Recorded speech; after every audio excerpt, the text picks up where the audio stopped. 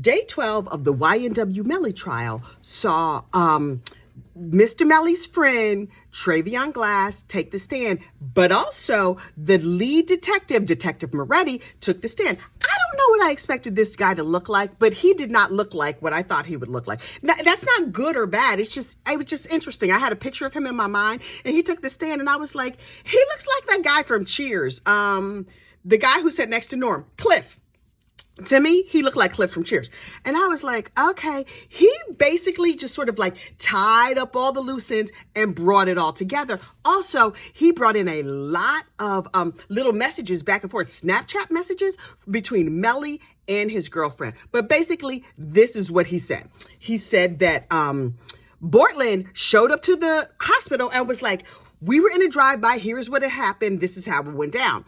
And so they went and they were like, okay, let's find evidence of this. You know what's funny? It never even occurred to me that they would investigate a drive-by. I don't know why. I don't know. It never occurred to me that they would investigate a drive-by. So it's still a crime. So obviously they will. But so the detectives were like, okay, so let's go have a look. And there's no evidence of a drive-by where they had said there had been a drive-by. So once they got the phone data, they were like, oh, according to this phone tracking, y'all was way out here on the edge of town in the middle of nowhere. So they went way out on the edge of town in the middle of nowhere where the cell phone said they were. And they brought the dogs and they brought the crime scene people or whatever. And then they found evidence that a crime had taken place there. They were like, well, let's sweep up all these little pieces of broken glass and gather up all these bullets and whatever. And we're going to go take it back to the lab and see what's what.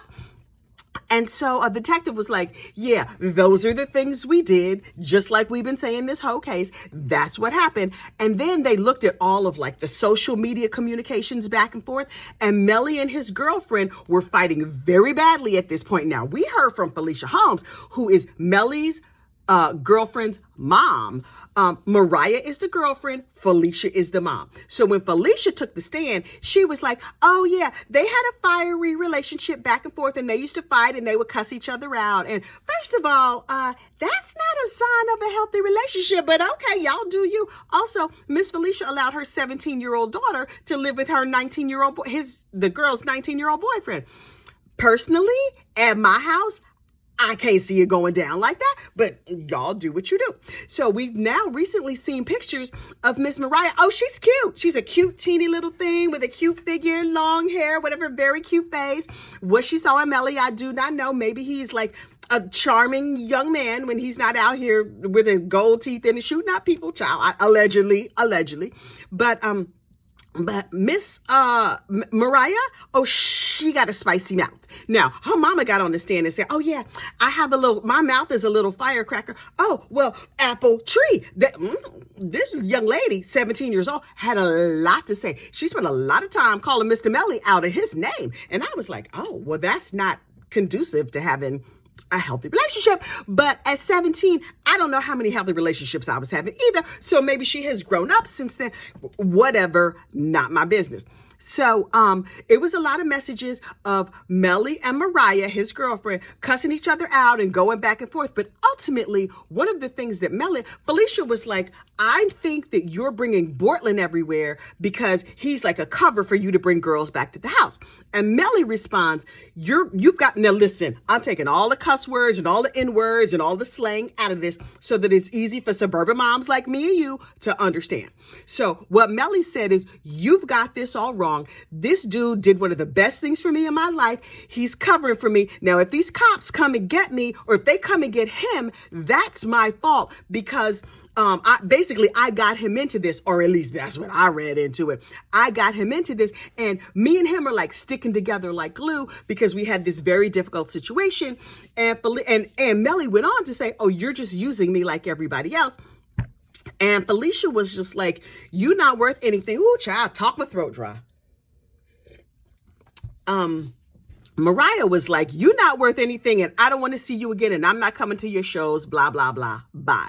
So that's where we left it yesterday. There was not a ton of information so far with this detective on the stand. He's expected to be direct examination all day today. Day 13 of the trial is supposed to be all detective all the time. But if you know this case, like I know this case, it's going to be all objections all the time and them arguing over a whole lot of stuff. It's better to just listen to a summary of it because, listen, if you're a member over there at the 13th Juror, Miss Brandy Churchwell, hey, Brandy girl, at the end of a long, tedious day for members. Oh, Brandy sums it all up. She takes like 8 hours of video and smashes it down till just a few minutes. And I'm like, oh, and she does it straightforward and with maps and charts. Now I'm over here with the gossip and the sass. And if all you're interested in is the gossip and the sass, oh child, it's me and you. It's me and you every morning. But if you want things like facts, proof, stuff like that, well, you're going to need to go be a member over there at the 13th Juror. Now, I am a member because I love me some Miss Brandy. And so she has now become part of my mix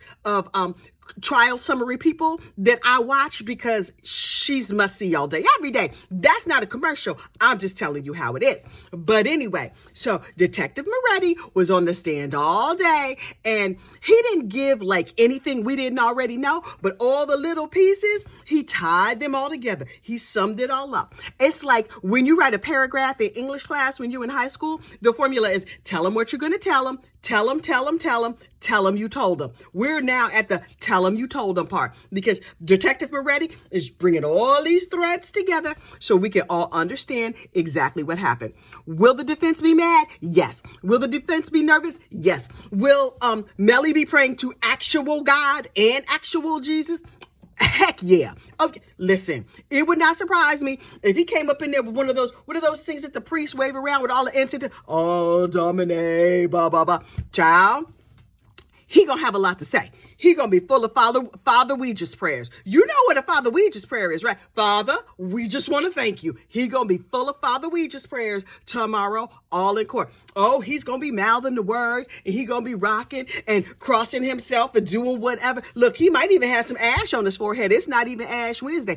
I'm just saying, I don't know if the man is Catholic or not, but I guarantee you, he gonna be pulling out every connection he has with every deity he knows. Who is a rap god? A lot of them. Well, the real rap god, Rakim. And you know the only reason I know that is because my husband is into hip hop, because otherwise I would not know. Peace to the God. But anyway, Melly is going to be like, Dear Rakim, please talk to Jam Master Jay and have him tap Jesus on the shoulder and tell his daddy I'm going to need his help over here in courtroom 4, whatever it is.